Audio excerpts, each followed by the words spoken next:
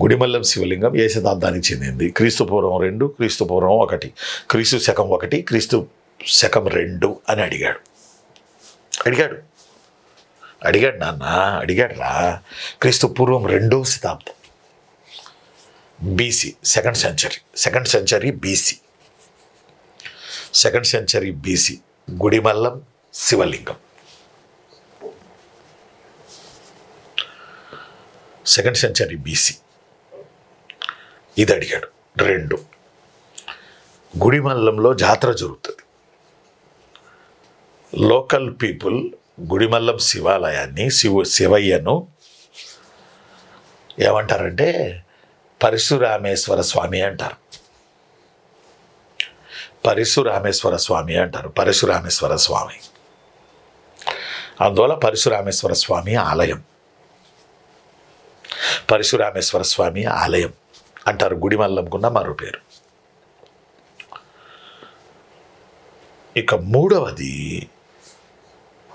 గుడిమల్లం శివలింగం అచ్చు మానవలింగాన్ని పోలి ఉంది. నేను చెప్పే ప్రతి లైను మీకు ఇంపార్టెంట్.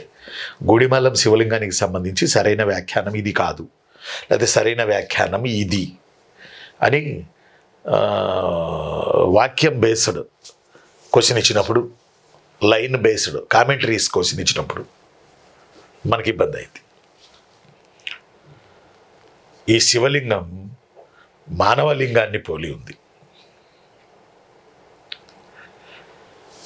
ఇది ఒకటి ఇంపార్టెంట్.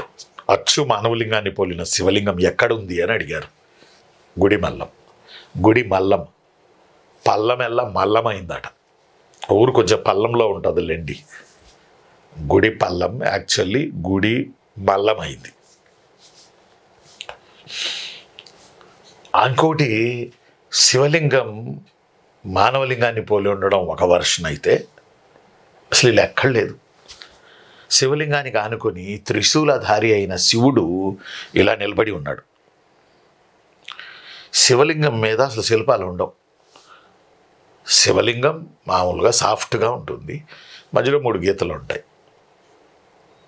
అవునా కదా? శివలింగం ఏ టెంపుల్లో చూసినా, అమర్నాథ్ వరకు మనం చూసినా, ఇక్కడ శివలింగానికి ఆనుకొని త్రిశూలధారి అయిన శివుడు ఇలా నిలబడి ఉన్నాడు. ఇతన్ని దాటుకుని శివలింగం పైకి దాకా ఇల్లుంది. శివుణ్ణి దాటుకుని, మన శివయ్యను దాటుకుని.